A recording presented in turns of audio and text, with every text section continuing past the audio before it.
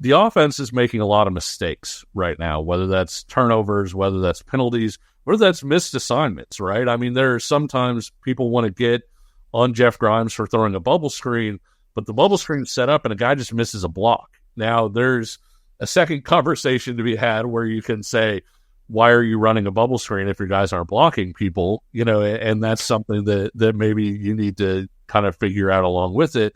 But the one thing that I'll say about all of that really quick, Nick, is you don't want either to happen. But if you were asking me, would I rather KU not be good enough or be making its own mistakes? One of them's fixable. The other one isn't. Thanks for listening to KC Sports Network, proudly presented by Emprise Bank. If you're thinking about starting a business or know someone who is, check out Emprise Bank's SBA loans. It's always good to know your options, and they can be your partner in possible. Pay heed all who enter. And beware of this podcast. That's right, this is the Pay Heed Podcast on the Kansas City Sports Network. I'm Nick Springer. I'm here with my guy, Kevin Flaherty. We're brought to you by Emprise Bank, your partner in all things possible. Member FDIC. And we're here to break down West Virginia ahead of opening of conference play for KU in the Big 12. Obviously, it's been a disappointing start to the season for Kansas, but hey, you're 0-0 in the Big 12 play. You're going to play West Virginia, and you're 0-0. So certainly a huge game. Talked about a little bit on our previous show that I think you have felt in the past that this is going to be a tough game. I feel the season is teetering, and this one could be whether or not you're teetering back off the cliff or over the cliff and down into the valley and exploding into various things. So a lot to talk about on this episode. But first, Kevin, what's up, man? How you doing? Doing pretty well, Nick. Fighting some allergy stuff, but it's one of those things where you're trying to be a football player, right? Because it's the middle of the season, so you're trying to play through pain. Coaches always say this time of year, nobody's 100% healthy, so you try and truck through and make it happen. How are you doing? I'm doing well. I'm a firm believer that allergies are mental, but I must have been hit pretty hard with the allergies also. So I don't know. My mental game maybe is not as strong as I thought it was because the allergies are kind of kicking my ass.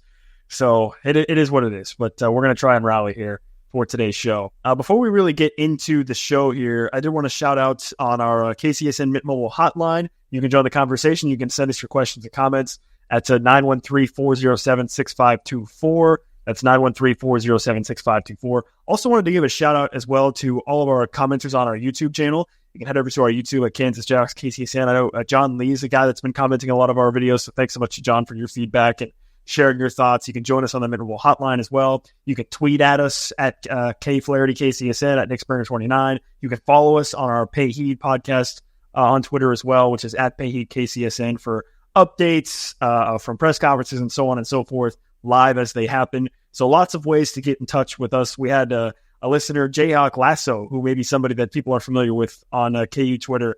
He was DMing us a little bit, some of his thoughts as well. So thank you so much to everyone that's contacted us, that's talked to us, interacted with our content. We really appreciate you guys.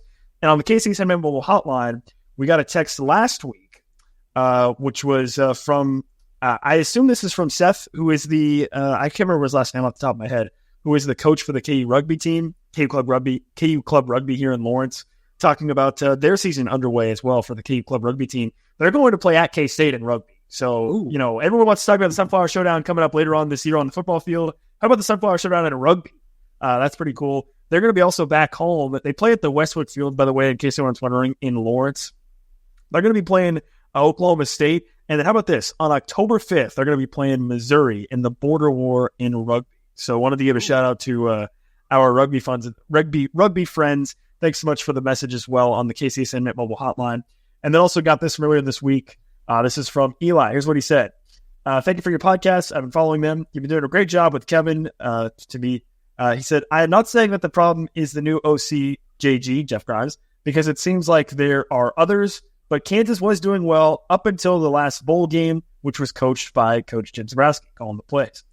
So would it be different if Coach Jay-Z had more involvement in the calling of the offensive game? What do you think? Thank you, Eli. Thanks so much, Eli, for the question. I'm assuming, Eli, this is the same Eli from RCST Trivia on RCST. So if so, thank you so much for following us, following our coverage here over at the KCSN. It's a question that I think a lot of KU fans have at this point of there's been I've seen a lot of it on social media. A lot of people talking about, hey, why wasn't Jim Zabrowski promoted? Is there any chance that this could be changed where Jim Zabrowski takes over the play calling? Without being in the locker room, I think you had mentioned this, Kevin, off air about this sort of topic, which is maybe Jim Zabrowski just simply didn't want to be the play caller, right? Like if you've ever talked to Jim Zabrowski, like we have a couple times, he has a very unique personality. He's very bubbly. One of one, as the kids, yes. The kids would say, I believe. Yes, he's very bubbly. He's very has a lot of energy, and you can tell how much of a quick mind he has, an analytic mind. And I don't know, it wasn't something that he was interested in for one reason or another. Maybe Lance Leipold didn't feel like Zabrowski was ready to take that step for whatever reason. So it's hard to say. I don't know. I mean, I think you're just, in some ways, you're just kind of comparing apples to oranges, because he did it with Jason Bean, right? I mean, Jason Bean was the quarterback for KU in the bowl game versus now having Jalon Daniels. So I don't know if it would make that much of a difference. There was an interesting comment from Jeff Grimes at his press conference on Tuesday afternoon, talking about, I think we had mentioned this on some of our earlier shows. Jeff Grimes seemed like, at least in the preseason and early in the year, that he was very adamant about being down on the sideline. He had an interesting comment about saying, hey, I like to be able to look guys in the eye and get a feel for where they're at and be able to coach from the sideline. And he sort of changed his tune a little bit today, or on Tuesday, I should say. We're recording this on Tuesday afternoon. Said that, hey, he's basically said, hey, there's been discussions about possibly switching to where Jim Zabrowski will go back to the field. Jeff Grimes will go up to the box. Of course, with Andy Kotelnicki, that's how the setup was. Kotelnicki was in the box. Grimes was Zabrowski was on the field. So I don't know. That's one adjustment that could be made.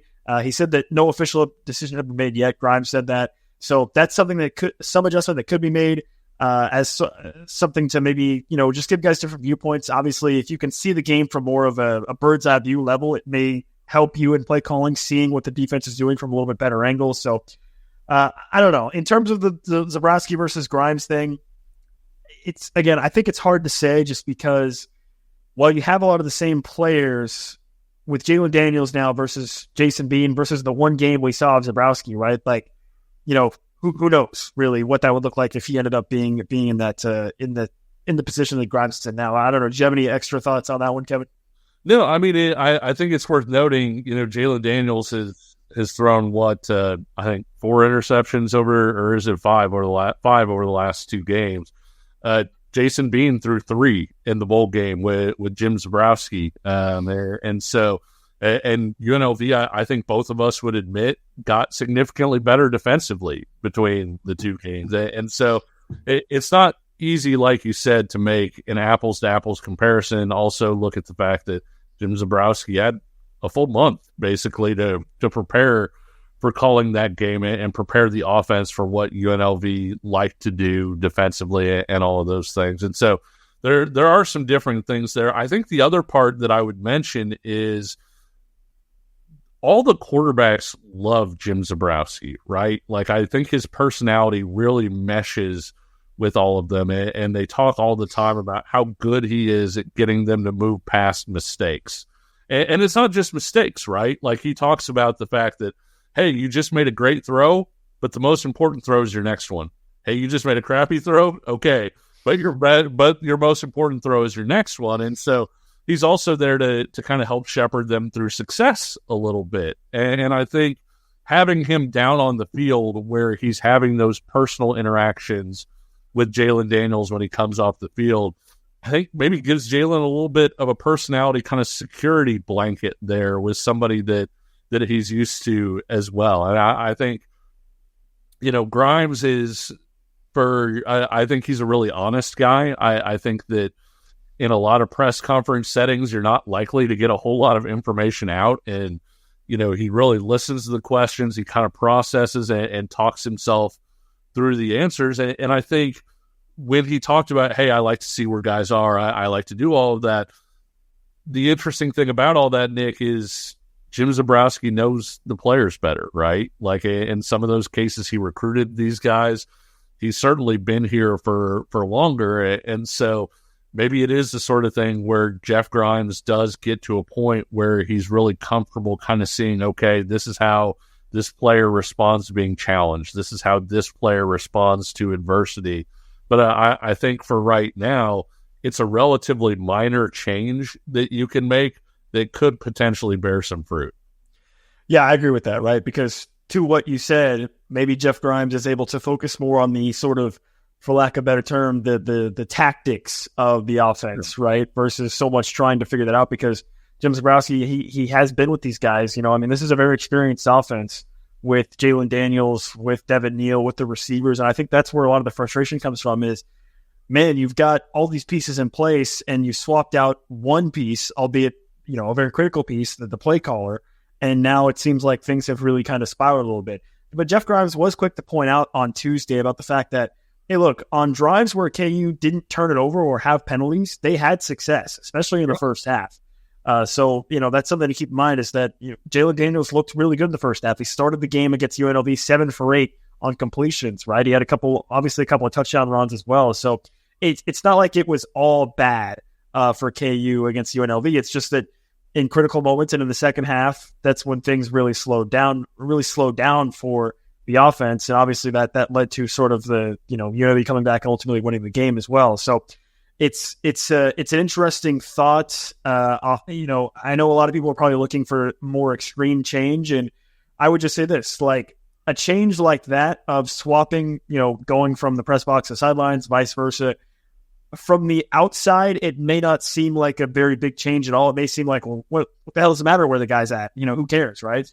But that is something that could actually be a significant change in terms of the play calling, in terms of, you know, just sort of the general vibes on the sideline or whatever. It could be something that internally is a significant change, even if from an external perspective, it just seems like, oh, you're going up to the press box? What's that going to do?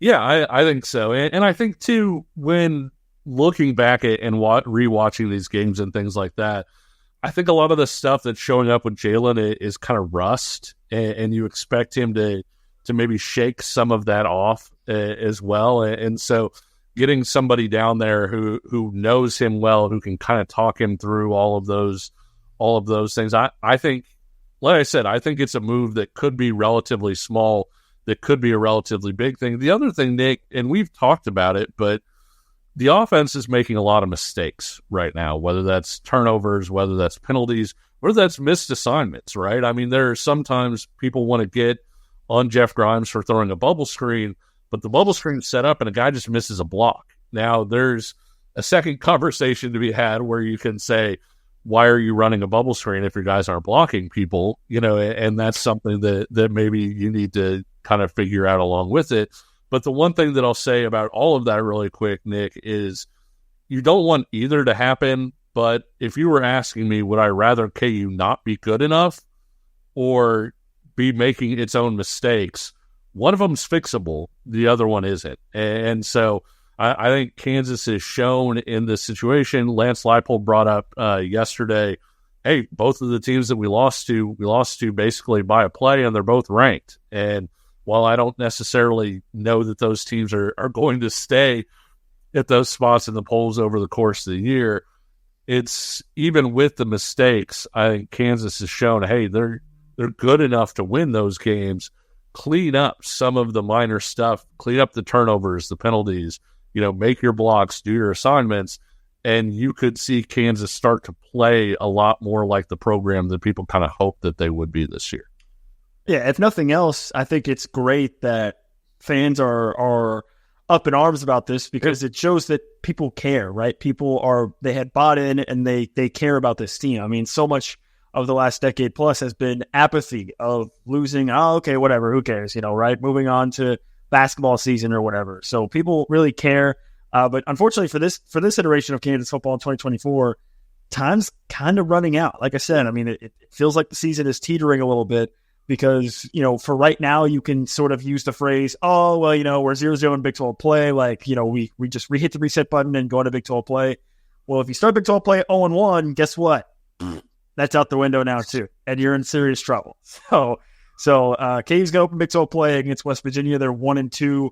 Let's dive more into West Virginia and break that down more coming up next. First, we're going to take a short break. As always, though, I want to tell you about our friends over at Home Field Apparel. You can check out Home Field Apparel, any of their 50-plus items for KU over at homefieldapparel.com. I've got a couple. It's great. You can check them out. You can also check out many other items. I've got a Ball State Dynasty in NCAA 25, so I've been thinking about getting a Ball State home field apparel shirt as well because, listen, I got to support my Ball State boys, right? So you can support Ball State, you can support KU, you can support any of the 130 other schools that are at homefieldapparel.com. And if you use the promo code PAYHEED24, you'll get 15% off your first order. That's PAYHEED24 for 15% off your first order over at homefieldapparel.com. More KU football talk coming up next. Looking for tickets for your next event? Tickets for Less is your number one source. Save big on every purchase when you use promo code KCSN at ticketsforless.com. You know when you discover a new binge-worthy show or a song that you bump on repeat and you have to share it with your friends so they can experience just how awesome it is? That's kind of what it feels like when you discover Mint Mobile offers premium wireless for $15 a month when you purchase a 3-month plan. That's such an awesome deal. There's no way you can keep it to yourself. Friends don't let friends overpay for wireless. Say bye-bye to your overpriced wireless plan and switch to Mint Mobile. Mint Mobile is here to rescue you and your squad with premium wireless plans starting at $15 a month. All plans come with high-speed data and unlimited talk and text delivered on the nation's largest 5G network. Use your own phone with any Mint Mobile plan and bring your phone number along with all of your existing contacts. Ditch overpriced wireless with Mint Mobile's deal and get 3 months of premium wireless service for $15 a month. To get this new customer offer and your new 3-month premium wireless plan for just $15 a month, go to mintmobile.com/payheed. That's mintmobile.com/payheed. Cut your wireless bill to $15 a month at mintmobile.com/payheed. $45 upfront payment required, equivalent to $15 a month. New customers on first 3-month plan only. Speed slower above 40 gigabytes on unlimited plan. Additional taxes, fees, and restrictions apply. See Mint Mobile for details. This is the Paid Podcast on the Kansas City Sports Network. I'm Nick Springer, along with Kevin Flaherty. And Kansas 1-2 heading into conference play against West Virginia in Morgantown. Kevin, this game has taken on a whole new meaning, I think, in a lot of different ways. In the preseason, you had talked about this game being one that you had highlighted. I had talked about this game as being one that I had highlighted, right? Your first conference game, you're on the road against the West Virginia team that surpassed expectations in 2023 and felt like maybe they were in a better position now going into 2024. And now suddenly this has turned into a battle of two teams that are both 1-2, and both teams probably feel like this game could sort of decide the rest of the season for them when you think about the start for Kansas and the start for West Virginia. When you think about maybe how you had framed this game previously, maybe in the preseason versus how you feel about it now, what are your thoughts heading into this one for KU against West Virginia? Yeah, two desperate teams, right? You look at West Virginia, you kind of figured West Virginia would lose to Penn State, but that Pittsburgh game was right there for them. And so if anybody can sort of sympathize or empathize with what KU's going through right now in terms of being a player or two away and kind of that whole snatching defeat from the jaws of victory, it's West Virginia. And I think this is a really fascinating game for a few different reasons. You know, you look at Kansas's struggles a little bit to slow down a running quarterback, and it was a different kind of running quarterback in Sluka. All of a sudden you get Garrett Greed, who's incredibly quick, a really effective runner. That kind of opens up a lot of different things for them. They've got a really good run game. That could be a key to sort of unlocking West Virginia's offense or helping them out there. The flip side of the thing, Nick, is West Virginia is one of the nation's worst pass defenses. And when you look at who they played, they aren't exactly, the Tennessee Volunteers over there in terms of, hey, these are teams that you expect to light up the scoreboard. I get that Andy Kotelnicki is over at Penn State, but obviously Drew Aller had kind of had his ups and downs. Eli Holstein threw for over 300 yards against him last week. And so this is a secondary that's really licking its wounds. I think they've given up 8 touchdown passes and have 0 interceptions right now. If you're looking for a game for Jalon Daniels to potentially break out of a slump, take care of the ball, all of those things, this is kind of shaping up as a get-right game, not just for each team trying to get back on the winning track, right? But maybe a get-right game for both teams kind of taking a step forward in areas they really want to take a step forward in. Yeah, and I'm glad you mentioned Jalon Daniels, right?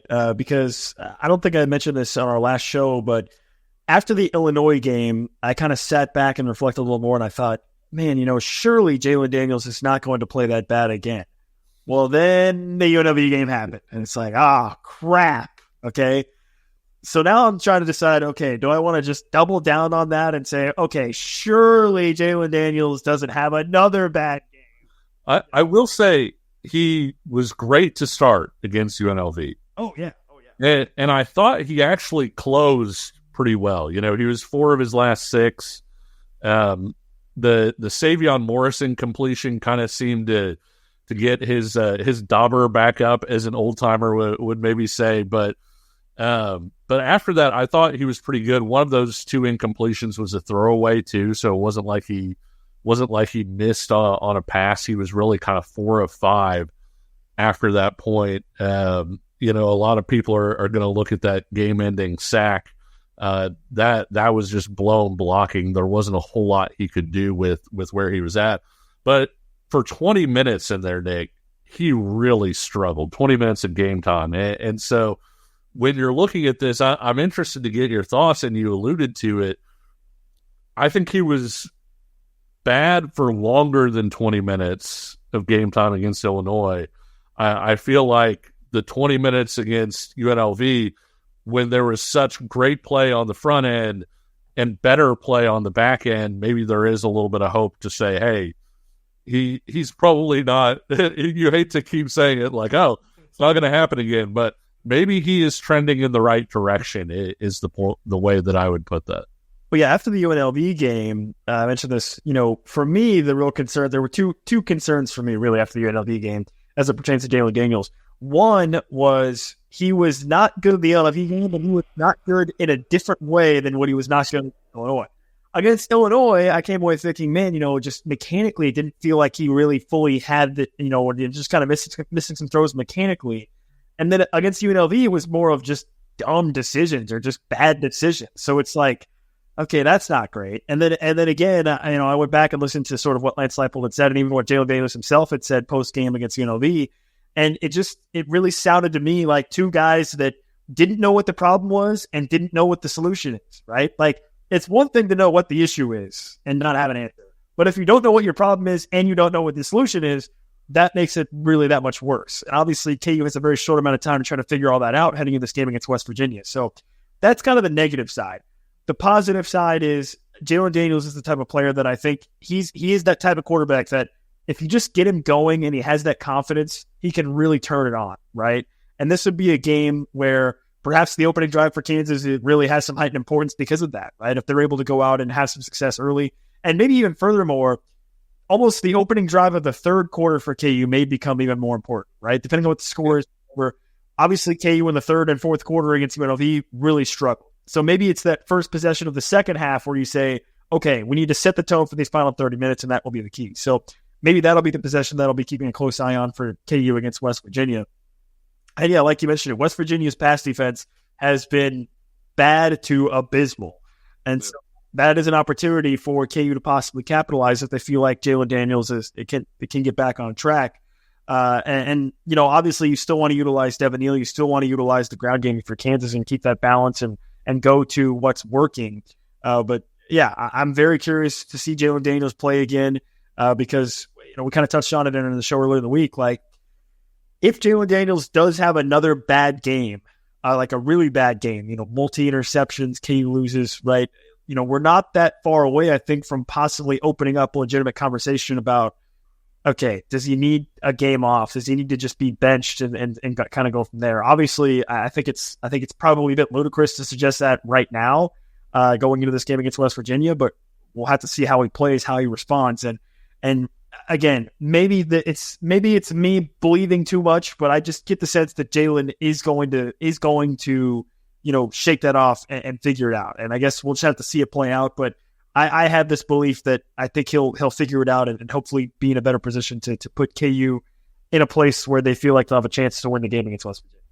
Yeah, you and I have talked about this off air, but you look at 2 of his throws that have been interceptions that the two that you can easily draw, kind of a line between and say these two are alike, were the seam throw that the safety picked off against UNLV and the seam throw that the safety picked off against Illinois.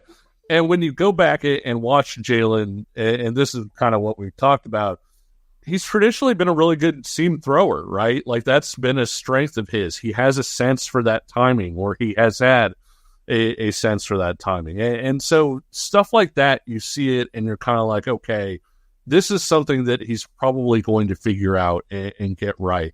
I agree with you that, we're a couple more bad games away or so from, having that discussion. Some people were having that discussion, certainly against UNLV. But I do think that there are some things that maybe aren't going his way right now that you could attribute to rust. And the best way to shake off rust is those live game reps. And I did, like I said, I did like the way that he eventually bounced back. Obviously, you would have liked to see him bounce back quicker against UNLV. Hey, bad play. Let's move on to the next one and make a good play here. But let's be honest and remember this the way it is, because so many people have great memories about Jason Bean, and rightfully so. We did our rewind series, and I highly recommend people go back and watch that because it was kind of fun. But Nick, how many games did we talk about things snowballing with Jason Bean, where a bad play turned into another bad play, turned into another bad play, and then he had the Oklahoma game where he basically threw the game away. The defense gets a stop, he gets another opportunity, winds up in a 4th and long, and winds up making a play. And after that point, for the most part, he bounced back from adversity a lot quicker. And I think when you saw how quick that transition was from not dealing well with adversity to deals well with adversity, it could just be the sort of thing where Jalon needs one of those things to go his way, where you never want him to throw interceptions, right, Nick? But obviously, if he throws a pick and then comes back the next play and puts a dime on somebody, that could be the thing where he's like, okay, this isn't something I'm locked into. And I think that's something that in the past, I feel like Jalon has responded to adversity really well. He may just need that kind of trigger to get over the top there. Oh, yeah. Look, the Jason Bean narrative was rewritten over the span of like 4 games. Yeah. Okay. He went from a guy that I don't think many people were really too fond of to, really sort of a KU legend almost, with kind of the way he ended his career at KU. So don't let that be forgotten, how quickly that narrative was rewritten. And again, the narrative on this season for KU could also be quickly rewritten because, we've mentioned it, but KU was probably never going to have a chance at, like a college football playoff type season without winning the Big 12. Okay? Yeah. So from that standpoint, these first 3 games for KU can be meaningless if you're able to go on a run in conference play and sort of get back in the saddle. And you think about Lance Leipold, you think about the offense that KU has. It feels right now like maybe that's not possible, but I don't think it's that crazy to predict a situation where KU has a game or two where things come together for them and then they just kind of get going, right? That's entirely possible, and ripping off, a number of wins in a row, basically. So that's where I think the season is teetering, though, is the sense of if you lose this game against West Virginia, that discussion kind of goes entirely out the window. And then at that point, you're probably just trying to salvage like, hey, let's just try to make a bowl game or something at that point, right? Which is very frustrating considering the amount of experience that KU has on this roster on both sides of the ball. It's not just the offense. Obviously, we spent a lot of time talking about the offense, but the defense gave up a nearly 10-minute drive and couldn't get UNLV off the field to lose the game in the 4th quarter against UNLV. So, and they're going to be facing a tough West Virginia offense with Garrett Green. Garrett Green I think he's a fascinating quarterback because you mentioned he has the ability to run, which has historically over the past couple of years given Kansas some problems. And obviously, viscerally against UNLV, it gave them some problems with Sluka. So that's kind of a red flag that gets raised. But then Green is the type of quarterback where I think he can be a home run hitter. He's just inconsistent at times. So the KU secondary needs to be on their toes, really, in this game against West Virginia. And then obviously West Virginia has the ability to switch things up with their run game with CJ Donaldson, who is a big power back. KU obviously handled Sagan for UNLV or for Illinois pretty well. So we'll see how they handle Donaldson going forward in this game against West Virginia. And then obviously this is going to be a tough environment, right? I think West Virginia fans deserve some credit for their support. There's not much to do in Morgantown, so I get it. It's easy to support, go out because there's probably nothing else to do. No offense to Morgantown. Listen, we were going to get us canceled in every Big 12 city over the course of the season. I mean, you take shots at Ames, we are not going to be welcome anywhere that Kansas plays athletics by the time you are done with it. Listen, let me be clear. Morgantown, West Virginia has beautiful views, right? If you like the hills, if you like sort of the Appalachia, all that stuff. Pizza roll. Fantastic. Or the pepperoni rolls. Yeah, they got the stupid pepperoni rolls. Yeah, which whatever, fine. I mean, I don't think it's very innovative. It's just a piece of pizza turned inside out. I'm supposed to be impressed by that. Nick, it is delicious. I'm supposed to be impressed by that? No, give me a break. It's ridiculous. I feel like you're the people in Parks and Rec just like ripping on Ben Wyatt for loving calzones at this point. Listen, I tried a pepperoni roll. It's fine. It's whatever, but it's overhyped, I think. But again, the views in Morgantown, great, fantastic, whatever, sure. Beyond that, you're not really giving me much. Okay, so I get why people are so invested in West Virginia athletics because there's nothing else to do. I understand all that, right? So that's a long way of saying I expect the environment in West Virginia to be pretty turned up for West Virginia for a lot of the same reasons we've talked about with Kansas, which is this is probably a game that's viewed very similar from the West Virginia perspective of the season is teetering. They're 1-2 also, and if they feel like they actually want to, be competitive in the Big 12, they need to start off on the right foot. So, you kind of mentioned it. These are two teams that are probably feeling very similarly in their locker rooms heading into this game. Yeah, when you talk to Big 12 coaches, and I talked to a few, they talk about hostility of away environments, right? And there are two environments that they say basically, not that the other environments aren't great, but two that you legitimately fear for your life sometimes when you're there. And one of them's Morgantown, and the other one is down in Lubbock. Just in terms of, hey, the crowd's not just into this game, but they hate you, and so it's a tough place to go and get a win. And I think you saw that 2 years ago when Kansas was able to go and get a win. Kansas basically pulled out a tactical nuke in that game, in the option game. They hadn't really shown it, certainly not to that extent. All of a sudden, it's not only is it there, but they're running all these crazy looks off of it. West Virginia's DC basically throws his hands up in the air and is like, you want us to stop it, but it's something we haven't even seen before. They didn't show us this, so we didn't work on it at all. And with all of that said, Nick, this is a game that was won in overtime. And so it's a very tough place to play, a very tough place to come out of with a victory. Kansas and West Virginia, at least theoretically, are both in a better place than they were when they played 2 years ago. That West Virginia team didn't make a bowl game. Kansas wound up, making a bowl game at 6-6. If Jalon had stayed healthy that year, you could certainly argue they probably would have had more wins. But even so, I do think that both teams are probably better than they were last time. But Kansas is going to have to be locked in, Nick. And we talked about kind of the mistakes and different things like that. Jeff Grimes talked today about how he talked with players and the quote unquote rock bottom was not the Illinois game. It happened in the UNLV game. And they've talked about how locked in everybody has kind of been from that point. That's great to talk about during the week, but are they focused to the point that they aren't making the mistakes that have kind of been drive killers and all of those things? Are they focused defensively to the point that not only do they play well for a long period of time like they have the last two games, but you don't allow the big play right before the end of half, and you don't allow a 9.5 minute drive? All of those things are going to factor in. Kansas is going to have to not just talk about being locked in. They're going to have to be locked in to win this game.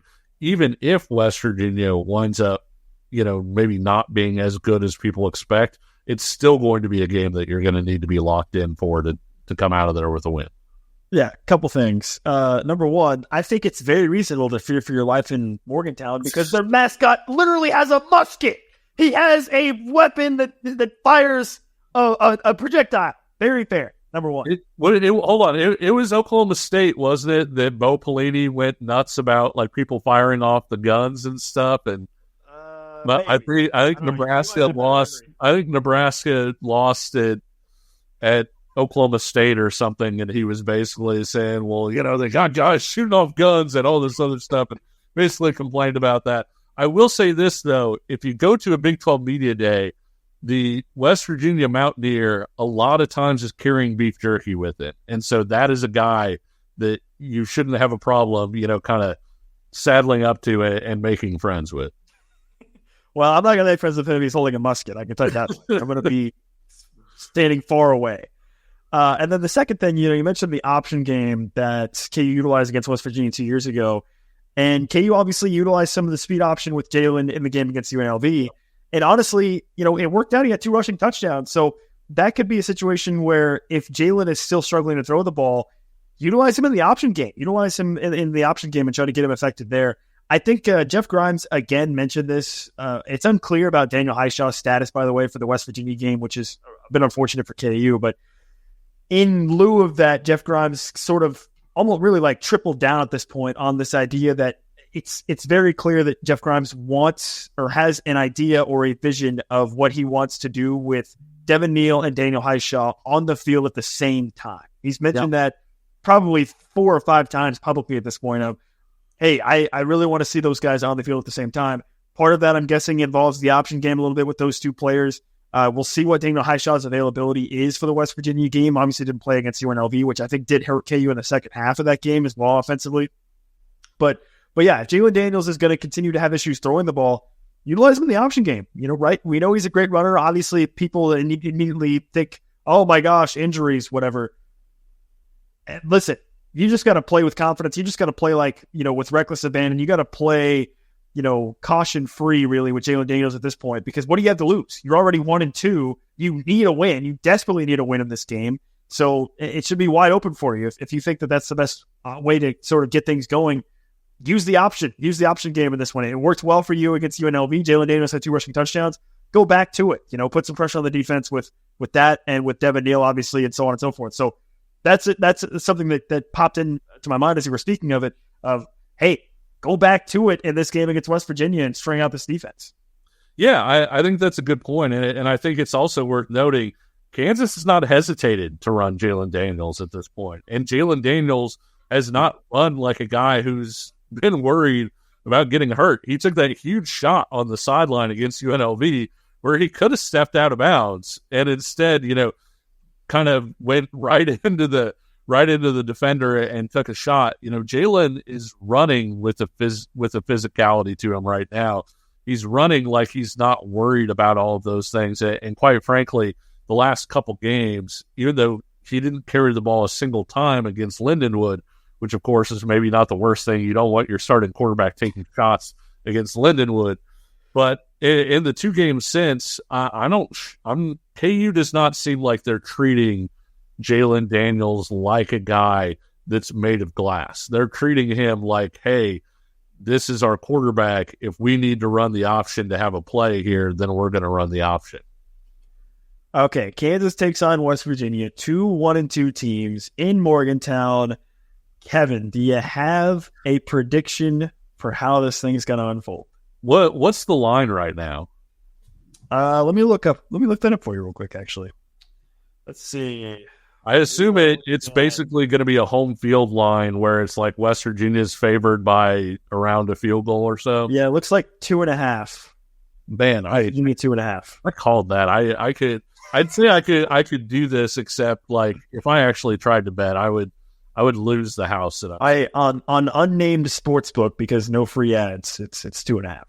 Okay, yeah. So, I think the line is fair.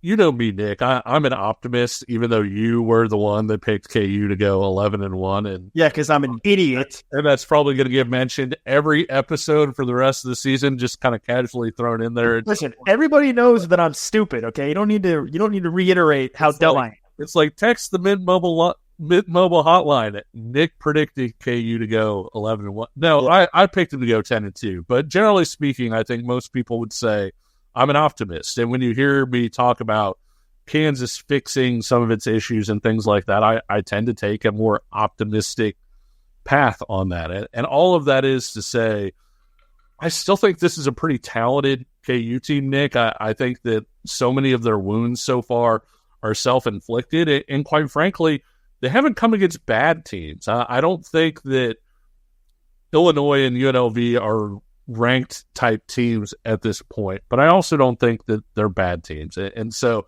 I think if they clean up some of the things that they need to clean up, and I do think they're going to be more clean this week, I think when it happens against Illinois, you can kind of almost write it off as a one-off, right? Like, we didn't play well that game, whatever.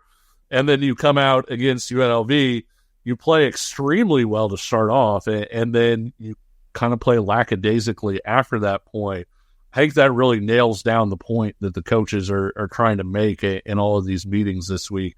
I think Kansas bounces back. I think Kansas takes this game probably by about a field goal, whether that's 24-21, whether that's 38-35. I'm not entirely sure because I do think Kansas's defense is going to have a challenge with Garrett Green. I also think West Virginia's secondary is going to have a challenge against Kansas as well. And so I think Kansas wins this thing by a field goal. I'm not sure what the score would be, but I do think that Kansas takes this thing. How about you? Yeah, I'm pretty torn right now. You know, there's a great clip. If you watch 30 for 30, the ESPN 30 for 30s, there's one on Catholics versus convicts. It's over Miami, and there's a little tidbit in there from the Notre Dame head coach. Oh my gosh, I'm blanking on his name. Lou Holtz. Lou Holtz. Okay, yeah, thank you. Lou Holtz. There's a tidbit in there about Lou Holtz as a coach from one of the Notre Dame players that talked about how, like, on Monday you're the worst team of all time. On Tuesday you maybe deserve to be on the field. On Wednesday you have a decent chance to win. By Thursday you're definitely going to win on Saturday, and by Friday you're national champions. And like it's just this idea of this process of, like, you know, kind of tearing a team down, and then over the course of the week being like, okay, fine, you know, whatever. And then you get to the end of the week and it's like, now you're going to run through a brick wall and go win the game, right? That all being said, that's a little where I'm at. Like early in the week, I was not feeling great. We're recording this on a Tuesday, so I'm feeling a little better. But I think as the week goes on, I'll probably start to feel better about this game for Kansas. I just have too much faith in Jalon Daniels. I have too much faith in Lance Leipold being able to hit the reset button, right? I understand the concern with Jeff Grimes. I continue to believe that Jeff Grimes is not a bad coach, but that, you know, for one reason or another, it's just not quite meshing perfectly, right? I mean, listen, to sort of, I don't want to seem like I'm caping for Jeff Grimes too much here, but for Jeff Grimes, I mean, think about the situation he stepped into, right? He's like the new guy at the office where everybody else has worked together for like many years, right? Like throughout the entire staff, all the way down to the players who have been together for so long as well. So I don't think that that's an easy situation to walk into, especially when you're trying to, you know, bring in your ideas versus obviously Kansas has already had success. So it's like, okay, you know, I have some different philosophy versus what KU's already done well. So I just have to have this optimism that that's going to get ironed out. You know, maybe it is if he switches up to the press box, whatever have